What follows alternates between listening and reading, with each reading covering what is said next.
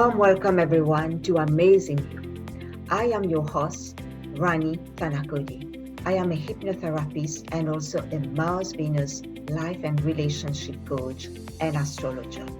I help women and men who feel stuck in their lives to overcome their emotional and physical issues by using a rapid and innovative hypnotherapy method to get rid of those issues so that they live a fulfilling life and relationships without spending years in therapy. Hello, everybody. Today we have a very special guest whose name is Suzi Dent. She's from the Gold Coast, Queensland, beautiful and sunshine state of Queensland, Australia. And Suzi is a makeup and hair artist. She's also a motivational speaker and a master of ceremonies. And she was Miss Earth Australia 2017. So welcome, Suzi. We are very happy to have you here. Thank you. Thank you so much. Thank you. Thank you so much for having me, Rani. Yeah. So tell us, Suzi, briefly about your story, how you started as a makeup artist. My story. Well, I fell into the love of makeup and hair when I was 12 years old, and I got a job in a hairdressing salon because they advertised for someone to work, and I looked really old. Well, I looked older, and I said, and anyway, I got the job. And my love of hair was born, my love of makeup. My mother was an Avon lady, so I was always surrounded by the smells of lipsticks and makeup, and I loved it. And being blonde, I had blonde eyelashes. When I discovered mascara, I was like, oh, yay, I look like a real girl now. So it was great. Always loved makeup and the transformative effect that it can have on people's faces. So I always did makeup at school, on the school plays. I was either doing the stuff out the back, the makeup and the hair and dressing people, or I was out the front on the stage. Right.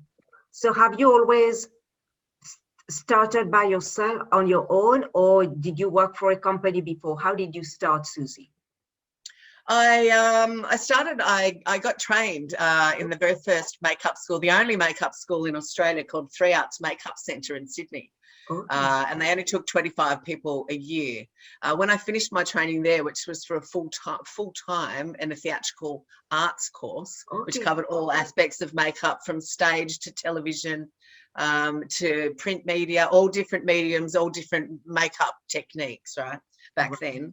There I got a job for Shiseido Australia, the cosmetic company. Yes. That was my first job, and I worked as a promotional cosmetic person in front of the counter with a microphone. So I started with the microphone fairly early, and I got sent all around New South Wales to increase the sales, because I became their best salesperson for 2.5 years. I had the best sales in the whole of Australia.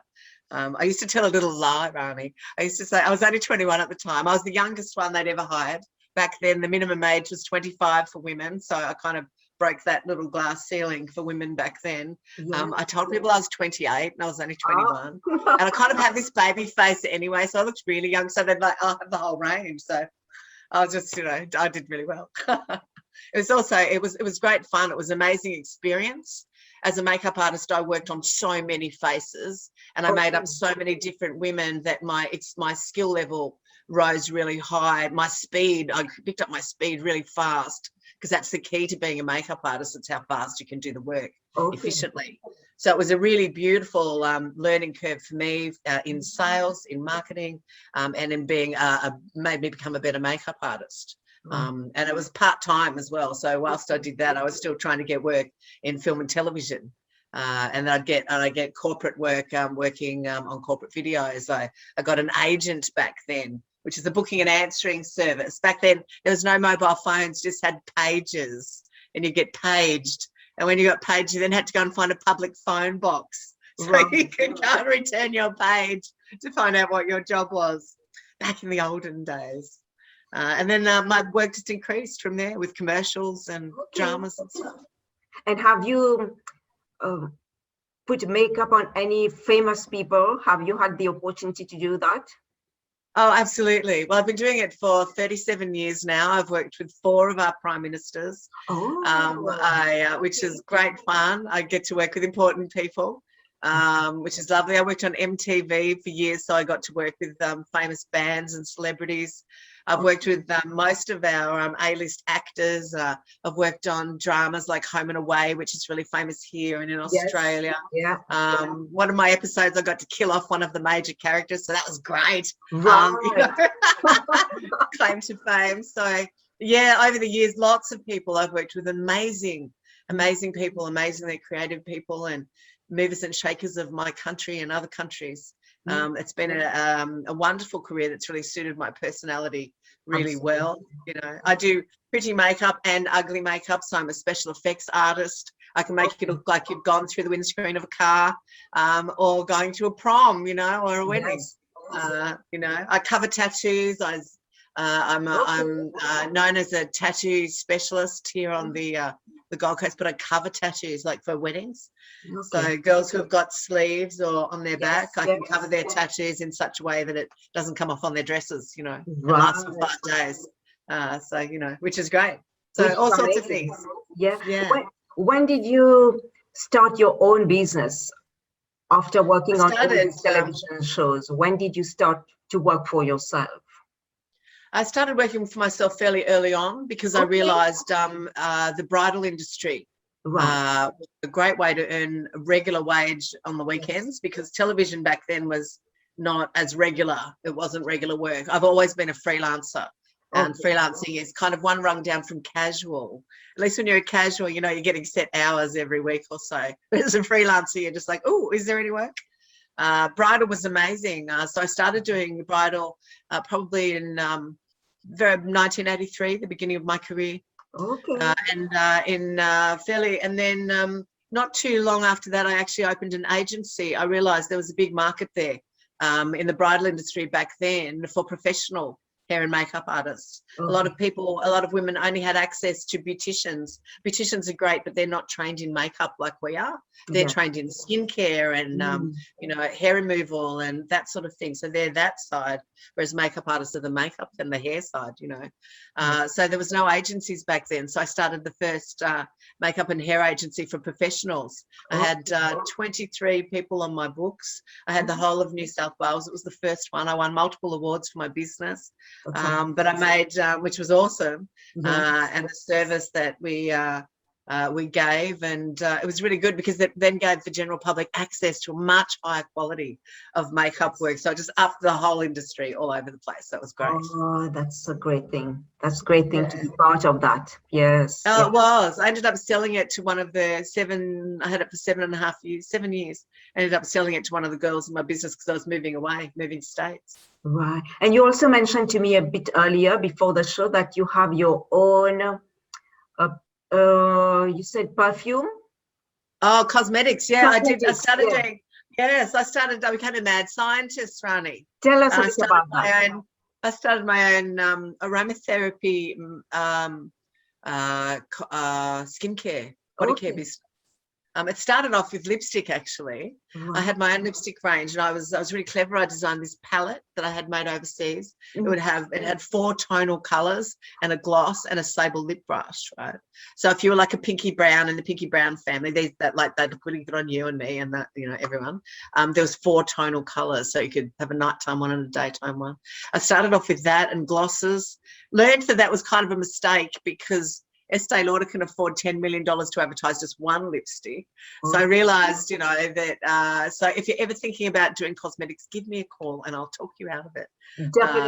Definitely I will. Yes. Yeah, not a good business, but however, I learned so much. I learned about advertising and marketing. I expanded from the lipsticks to do essential oils. I'm allergic to alcohol, so I made products that didn't have alcohols in it. I made a body butter that you didn't get stretch marks from. You know, I grew a 10-pound 10 child, got up to 105 kilos with no stretch marks. I tested it on all my pregnant friends and none of us got stretch marks. So for, again, I had Base Cosmetics, it was called. And I had like I mixed oils together. I did products for people. I had scrubs and body butters. None of them had chemicals in them. I worked with a chemist who would make me a base cream, and then I'd add all the ingredients in my this is when we moved to, we took the business to Queensland with us when we moved here, and I'd be wearing my new baby around my neck in the kitchen, mixing up the body butters in the kitchen. you know, dolloping them in the jars, as you do when you're an entrepreneurial woman, you know. Yeah. I did everything. I learned all about marketing, advertising, labels, sterilization of the jars. I'd package things up. We had corporate clients. We had a 13-page catalog. We had clients around the country. I was working with my husband, so I experienced that. Working with your partner, and but it was great. It was really successful. And then I really needed to get, after we moved, I really needed to get back into film and television when we moved to Sydney, and so I moved to Queensland. And after having a little break when I had a baby in between, and then back into it up here, and now I mainly do commercials, and which I really love, because I'm a wardrobe stylist as well, Right. which means I shop for people. So I do commercials like McDonald's and Coffee Club and lifestyle kind of things. So, you know, it's quite easy to dress people and shop and get them the right clothes for those sort of commercials. So I really love that, because I get to do everything. I prefer to do work in television than film, because in film, people don't know this, but in film I would have to choose one department. So it would be makeup or hair or wardrobe or special effects. Whereas in commercial TV world, I can do all of them. Which suits my personality, because I get bored easily. You know? I've always stayed in TV for my whole career, and it's been amazing. I've worked with great people all along the way. It's been fantastic. What an amazing journey, Suzi. Thank you. And can you tell us who has been the most influential person in your life, and why, Suzi? I think actually my grandmother was probably the most influential person in my life.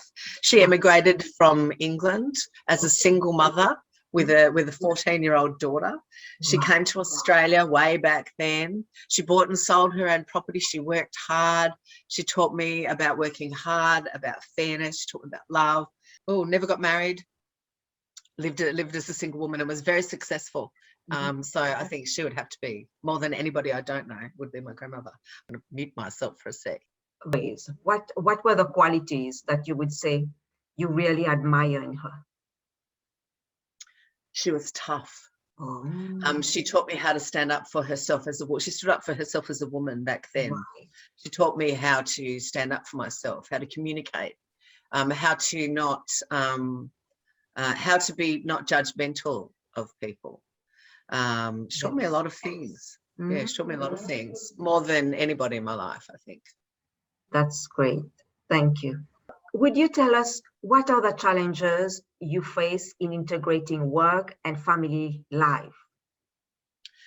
Well, the challenge working as a freelancer in film and television is you don't get much notice sometimes with the work that you're getting, and the hours that I work are not 9 to 5. You know, sometimes I might do a dawn shoot, which means I'm starting at 3 a.m. in the morning. Often I've worked 15, 17-hour days, and I'll do those back to back. And with a child, unless you have really good support, you know, the kid won't get fed or watered or go to school. So when we moved up to Queensland, my husband decided to work from home, so that I could have the ability to go and do what I wanted to do, and get back into the business that I love. Because he's always said what he did, which is international transport, so it's computers, you know, so it's easy for him. What he did was a job, what I did was a career and my passion, which is absolutely right. I've been able to live my passion and work my passion my entire life, which is great. Which is great. You know, it's wonderful. Which very few people get to do, you know. That's right. I'm so grateful. You know, I'm a highly creative person. I've pushed myself creatively within my industry. I've mastered different skills artistically. I'm part of some amazing campaigns. I became a miniature artist. We have a campaign here for the Leukemia Foundation every year, and I had to make these little chin characters. They would turn humans upside down, and their mouths would talk, and I'd have wigs here and eyes. Right, and then there would be wardrobe here and legs and arms, and then upside down humans became full-on puppet heads. So I mastered the art of doing this over a 9-year period, And this particular campaign earned millions of dollars around the country and has become really iconic, you know. So I've had some amazing experiences, worked with some awesome people, had some really fun times with people off camera, you know. And I really appreciate that I've been stretched as a businesswoman, as an entrepreneur. I mentioned the tattoo thing. I taught myself airbrushing to do that. I found the right products. It took a while for them to actually invent the right products, you know. And now I've mastered the art. On the Gold Coast here, I'm actually known as the expert. I've done two shows for the UK recently, covering tattoos, like extreme tattoos on people, which is awesome. So when you are in business and you find a niche that you really like and that you're good at, because of the powers of social media, sometimes you can get found. So, you know, the last show I did, it's been seen. Last time I looked, it's been seen by just over 7 million people. So that was pretty cool. It's a shame they didn't give me a credit, but still, people have found me. Yes, that's wonderful. You know. What happened when you had to work long hours? What happened to your son? Who was looking after your son? And right, well, my husband.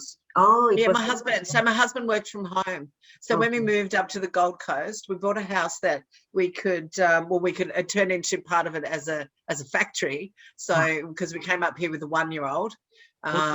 So I stopped working when he was born, right, because it was young, and then when we moved up here when he was 1, I was still doing the cosmetics, and with the cosmetics we'd also go and do parties at people's houses. So I was like 2 weeks after I'd given birth, cesarean, right, I'm actually doing a party with my husband standing at the front of the room. I'll tell you what, that was the one day I really didn't want to be there, but I was there because that's what you do when you're self-employed, you know. Yes. And when you're running your own business, we do markets and things, and so I've done all sorts of selling with that. And then we came up here, so with having Jack and wearing him around my neck and being able to still make the products, we still did that because it was all from home. So that would fit in with him. And then one day, there's a lot of filming that happens on the Gold Coast because it's a perfect place to film. And one day, my husband and I, we were on our walk and I saw a film crew, and he saw the way I was looking at them. He said, "You really need to get back into the industry." So I thought, yeah, I really do. I miss it. It's part of my soul, being on set and being creative. It's really a big part of who I am. So I got in touch with an agency and they snapped me up, and it didn't take me very long. And I, you know, hit the ground running up here, because there wasn't anybody up here that did what I do, which is the makeup, hair, wardrobe thing, because I had already established myself in Sydney as this award-winning hair and makeup artist. So I've won awards for business. I've won awards for my work.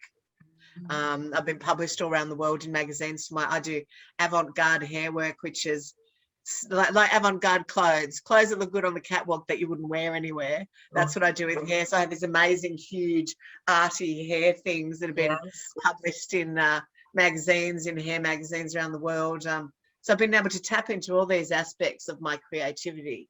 And the reason I have 37 years longevity is because I added the wardrobe stylist to the hair and makeup, because I created this new position, if you like, within an industry. So once upon a time when I first started, there was makeup artists and hairstylists. And then, to be quite honest, what happened was the hairdressing union was really strong, and there was no union for makeup artists. So the hairdressing union decided that that hairdressers with a tiny little bit of makeup artist experience could do the job together, could do both jobs. So a lot of makeup artists back then were pushed out. I've worked as a hairstylist with I have no qualifications. I never did a course. I'm just naturally talented. And I say that with no ego, because I worked really hard on being naturally talented. I don't cut or colour hair, but I managed to work as a stylist for my whole entire career, which is great, because I'm really good at doing hair and I really love it, you know. Sometimes you've got to be really brave as an entrepreneur, and you've got to go, no, I've got to trust my talent. I'm going to trust myself. And a lot of time, as you know, with all industries, you don't necessarily need a piece of paper when you're really good at doing something. That's true. You know. You know, so, and that's with all industries. So I didn't break any rules or anything. I just managed to stay in an industry that has changed and morphed over the decades. And as I've morphed and changed. Yes, you know. And you have adapted as well to the changes, which is amazing. Absolutely. Yeah, absolutely, which is great, you know, and I've enjoyed it. And I think that's very important, that you have been flexible on that journey. and adapted to the changes. Yeah. Absolutely. Yeah. Well, without flexibility in my industry, you lose, you know. You have to be able to morph. You have to be able to, because like everything's changed. We now look at things differently. We have digital. Yeah. We look at digital. We used to look at videos. We don't look at videos now. The whole medium's changed. The whole makeup formulation has changed. Yes. You know, how we view things on our phone. Everything has changed, you know. So yeah, look, it's been a wonderful ride, you know. And in 2017, for myself and my self-esteem, I answered a whisper. God sends us whispers. I answered a whisper. So I was in a place in my life that wasn't very good. And I went into this competition, and to cut a very long story short, I went into this competition. I used to never wear dresses, and I was a tomboy for 30 years. I was asked to be in the Mrs. Earth Australia beauty pageant. And I realised I was having a sliding doors moment, and to change my life, I needed to do something that made me uncomfortable. So I said yes to this amazing experience. I raised money for an amazing charity, which was Souls for Souls, who collects new and used shoes for people to distribute around the world. And because of I'm into wardrobe, that was like perfect for me. I was able to do it and get over my fear of wearing dresses and fitted clothes, which I did have a big one of. And I won the first Mrs. Earth Australia, which was amazing. I found myself in Las Vegas representing Australia in the third biggest pageant system in the world, this non-dress wearer. I like to say I built my self-esteem one frock at a time. I really embraced myself, and this was at the age of 55. I overcame a lot of my body image demons that I'd carried with me my whole life. I raised my self-esteem to be at the high levels that my confidence has always been at. I learned to wear dresses and be comfortable with who I am. I got to speak on stages. I got to speak for charities. I pushed myself out into the community to go to women's business breakfasts. It then opened up this whole world of being an MC to me, a master of ceremonies, and being a motivational speaker. Going to Vegas, getting back to that, I competed against 36 women, half of whom I could have given birth to, Rani, which was amazing. I came third in the world. I came home with a sash and a crown. I got the title Mrs. Earth Health. It was the most amazing experience. I've had press all around the world, 55-year-old tomboy to beauty queen. My little story has managed to inspire so many women around the world, and I'm so grateful for that, because I'm really normal, you know. I'm not your normal beauty queen, you know. I don't do Botox or anything like that. Not that there's anything wrong with that. I'm just really, really normal, and I managed to change my life and build my self-esteem. And all these doors were open to speaking for me, which is somewhere that I'm so comfortable. And it's a beautiful place for me to go at this next period of my life, because I'm 59 now. And I really love speaking on a stage. I've been speaking for the last 4 years now, and doing podcasts and telling my story.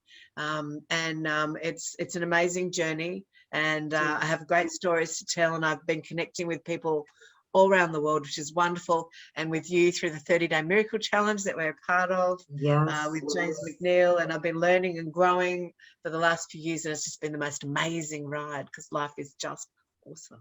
It is. Thank you, Suzi. I think it's a great story of you being the Miss Earth 2017, and it shows really how you got out of your comfort zone and how the opportunities have just opened up in front of you. And absolutely. I think it's, all the motivational, it is. It's taking that step, isn't it? All the motivational speakers I was listening to, they say you've got to really change. You have to make yourself uncomfortable. And it was seriously uncomfortable for me to put a dress on. I don't wear things without sleeves, you know. I don't show my cleavage. The first dress that I had made for me, she made this with this sheer material. I looked down, I could see my cleavage, and I burst into tears. I was fearful. It was like how I felt. I always felt, I don't now, sometimes I do, but I don't now. I felt rude. I felt exposed. I felt vulnerable. I felt really small. If I'm exposed, I really can't do it. Yet if I'm wearing the right clothes, you can put me on a stage in front of thousands of people and I'll be fine. But if you put me on a stage and you want me to wear something with my cleavage out and my sleeve with no sleeves back then, I literally could not do it. I couldn't walk out of the house. I couldn't walk out of my bedroom looking like that. So I had a big psychological journey to go on. Yes, yeah. Get over that, and that all comes from, this will be a whole entire other story. Comes from my background and how I was raised. Yeah. But I got over it, and it's wonderful that like my favorite quote is kind of like my quote and someone else's joined together. Say, age is just a number. It's what you do with it that counts. And at 55, I thought, why not? Yes. Why not say yes to this opportunity? Because I've been given this for a reason. Yes. I wished for something else. I wished to be in front of the camera rather than behind the camera for a change. Yeah. I was in a bad spot in my marriage with my husband. It was really unhappy. I needed to change my life. I was crying every morning. I got this opportunity that I said yes to. I worked hard for the charity. I had a national campaign around the country. I had businesses just dropping in to support me. I had gowns given to me, jewelry given to me, skincare, personal trainers, PR. It was like life, universe, the God, source, love, God. It's like, this is what you're supposed to be doing, Suzi. Yes. You are on this journey, You were brave to take that leap of faith in the unknown, and this was an amazing thing that you did. Yeah. Oh, thank you. That's a beautiful story, Suzi. Thank you so much. Thank you. You are most welcome. Thank you, Rani. So what would you say, Suzi, today to encourage young people or anyone who wants to start their own business? What would you tell them? What would you like to say to encourage them, or anyone who is facing some self-esteem issues? So what would you like to tell these people today? If you what I'd like to tell you, if you're thinking about starting your own business, is awesome, because it's great to be self-employed, right? It's great to do your own thing. It's great to not be employed or have anybody boss you around, but that comes with challenges. Absolutely. You've got to be motivated. You've got to be self-motivated. You've got to be every single department, right? And if you're not, you have to be willing to learn to be every single department. Yes. Because the buck stops with you. So if you want to do it, do it. But do your research and understand what you are getting yourself in for. You're getting yourself in for a really good ride, an amazing ride of learning. But before you actually take the leap to start your business, you need to learn all the outside bits first. Right. So for me, like launching a lipstick range was a wonderful idea. But there was so much competition out there that it became difficult. So I created this really good product, and then we'd take them to beauticians, right? And the beauticians wanted to use them for themselves because they were exclusive. They didn't want to sell them to their clients, even though there was a 50% markup there for them. We didn't take into consideration back then that beauticians weren't trained to sell. And that was our market. Make sure you research your market. Right? Make sure you understand the people that you're selling to. Make sure you get your channel. And the reason why, so it doesn't cost you thousands. Yes. We dug ourselves a financial hole, right? That took us years to get out of. Had amazing product, but also back then there's other things you can do. Zigzag with other currencies. We joined a company called Bartercard. Right, which is bartering for products. Now with Bartercard, we were the only company, the only aromatherapy body product company, and we sold all over the country. Wow. Right. So again, zigzag, not only do I zigzag in business, I zigzag in a financial way. So if you find a company like Bartercard, and they are everywhere, trade organizations, you trade things, find an alternative place to sell your product or market your product, and then rule in that area, right? And that's what we did. And we ended up with Bartercard. We ended up, we used Bartercard to buy a house, cars, traded all sorts of things. Again, learn another business lesson, learn all sorts of stuff. So that would be my lesson. My advice. Don't think, in other words, think outside the square. Outside of the square. Yes. Yes. Thank you. So can you tell us, Suzi, what your business is about now and how can people reach you, Suzi? Right. So my business now, I still work as a hair and makeup artist. Okay. And you can see my work on a website called goldcoastmakeupartist.com. But I've been morphing myself into being a speaker and a coach over the last few years. Right. So I'm a pure life coach trained by James McNeil, which is wonderful. I've been coaching people my whole life. I like to say I've been building women's self-esteem with my brushes and my words for decades. Yes. So, finally getting a coaching course that actually keeps me, on track is really lovely. And I work as a speaker. I'm an author. I've got a book coming out, which is called Bare Naked and Beautiful. It's a series of interviews with women about experiences in their lives that have changed them. I'm also one of the women that's beginning the Me Too movement, and there's a documentary coming out in England soon that's got me in it. So you'll find me on SuziDent.com. That's where you'll find me, the speaker and the MC and the author. And I'd love to connect with anybody. If you want to connect with me, that'd be lovely. Send me an email, or you can connect with me on Facebook. Suzi Dent, MC and inspirational speaker, or just Suzi Dent, SUZIDENT. And what's the other one? Instagram, Suzi HMUA for hair makeup artist. That's great, Suzi. That's wonderful. Thank you. Thank you for taking the time to talk to all of us today. And we wish you continued success in your career. And we hope to have you again for something else. Point out the talk soon again, Suzi. Oh, that'd be lovely. Thank you, Rani. Thank you so much, everybody. It's been lovely talking to you today. Bye-bye. Goodbye.